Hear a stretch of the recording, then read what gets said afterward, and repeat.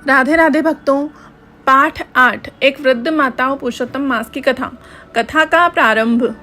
पाठ 7 में हमने अहंकारी राजा महाबल की कथा सुनी, जिनका अहंकार पुरुषोत्तम मास की भक्ति से गला, उनका जीवन धन्य हुआ। अब पाठ 8 में हम एक ऐसी कथा सुनेंगे जो उस माता के हृदय को स्पर्श करेगी जिसने अपने बच्चों के लिए सब कुछ किया किंतु बदले में उपेक्षा पाई। वृद्ध माता यशोदा का परिचय। एक गांव में यशोदा नाम की एक वृद्ध माता रहती थी। उनके 3 पुत्र थे। यशोदा ने अपना सारा जीवन अपने पुत्रों के लिए समर्पित कर दिया था। पति के देहांत के बाद उन्होंने अकेले ही तीनों पुत्रों को पाला, पढ़ाया, उनका विवाह भी किया। किंतु जब तीनों पुत्र बड़े हो गए, अपने अपने घर बसा लिए, उन्होंने माता को भुला दिया। तीनों बहुएं माता को बोझ समझने लगी थीं। तीनों पुत्र अपने अपने जीवन में इतने व्यस्त हो गए थे कि माता की सुध लेने का समय नहीं मिला। यशोदा माता एक छोटी सी कोठरी में अकेली रहती थी। न कोई पूछता था, न कोई बात करता था। बीमार पड़ने पर भी कोई नहीं आता था। किंतु यशोदा माता के मुख पर कभी कोई शिकायत नहीं थी। वह कहती थी, मेरे बच्चे सुखी हैं, बस यही मेरे लिए खुशी है। यशोदा माता की भक्ति। यशोदा माता की एक ही दिनचर्या थी।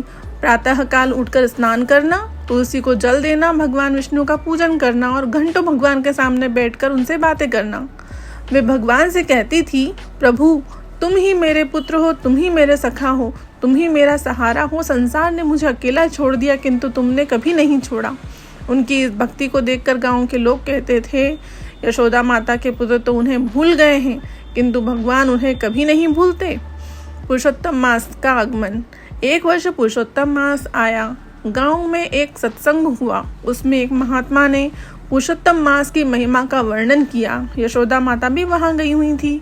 महात्मा ने कहा, इस पावन मास में जो माता अपने पुत्रों के कल्याण के लिए व्रत करती है, भगवान उनके पुत्रों के हृदय को बदल देते हैं। माता का प्रेम और भक्ति कभी व्यर्थ नहीं जाती।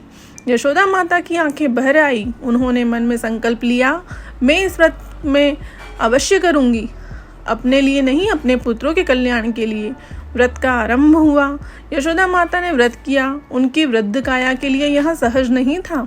प्रातः काल ठंडे पानी से स्नान करना कठिन था, किंतु उन्होंने कभी शिकायत नहीं की। प्रतिदिन वे भगवान के सामने बैठकर कहती थी, प्रभु मेरे पुत्रों को सद्बुद्धि दो। वो मुझसे दूर हो गए हैं, किंतु तुमसे दूर न हो। उनका जीवन सुखी रहे, उनके घर में सुख शांति रहे। उन्होंने एक बार भी भगवान से यह नहीं मांगा कि पुत्र उनके पास आए, उनकी देखभाल करें। उनकी सारी प्रार्थनाएं केवल पुत्रों के कल्याण के लिए थी। भगवान की लीला देखिए। व्रत के 15वें दिन एक अद्भुत घटना हुई। यशोदा माता के तीनों पुत्रों को एक ही रात स्वप्न में आया। तीनों के स्वप्न में भगवान विष्णु प्रकट हुए और उन्होंने कहा, तुम्हारी माता प्रतिदिन तुम्हारे कल्याण के लिए प्रार्थना करती है। वह वृद्धावस्था में अकेली है, कष्ट में है, किंतु उनके मुख पर तुम्हारे लिए कभी भी शिकायत नहीं है। क्या तुम्हें लज्जा नहीं आती? जाओ, माता के चरण स्पर्श करो, उनकी सेवा करो, यही तुम्हारा सबसे बड़ा धर्म है। तीनों पुत्र एक साथ नींद से जागे। तीनों के हृदय में एक ही भाव था, पश्चाताप का। पुत्रों का आगमन हुआ। अगले दिन प्रातः काल यशोदा माता भगवान की पूजा कर रही थी। तभी द्वार पर दस्तक हुई। उन्होंने द्वार खोला तो देखा तीनों पुत्र और तीनों बहुएं सामने खड़े थे। तीनों पुत्रों की आंखें भरी हुई थी। बड़े पुत्र ने माता के चरण पकड़ लिए और कहा, माँ हमें क्षमा करो, हम बहुत बड़े अपराधी हैं। हमने तुम्हें अकेले छोड़ दिया। हम अपने स्वार्थ में इतने डूब गए थे कि तुम्हें भूल गए। माँ हमें माफ कर दो। यशोदा माता की आंखों से अश्रु बहने लगे। उन्होंने तीनों पुत्रों को हृदय से लगा लिया और कहा, पुत्रों मैंने कभी तुम्हें दोष नहीं दिया। तुम आ गए, बस यही मेरे लिए सब कुछ है। यह सब भगवान की कृपा है। परिवार का मिलन हुआ।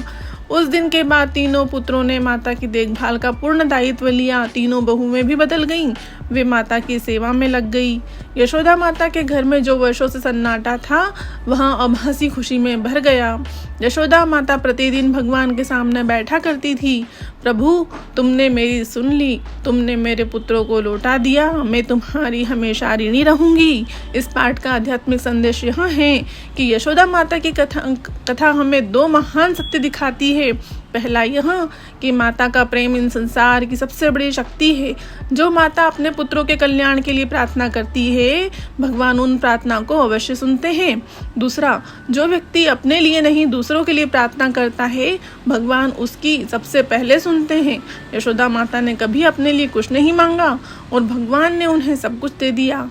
पुरुषोत्तम मास हमें यह सिखाता है कि सच्ची भक्ति वह है जिसमें स्वयं का कोई स्वार्थ न हो, केवल दूसरों का कल्याण हो। इति श्री पुरुषोत्तम मास महासरित कथा पाठ समाप्त। जय पुरुषोत्तम, जय भगवान विष्णु।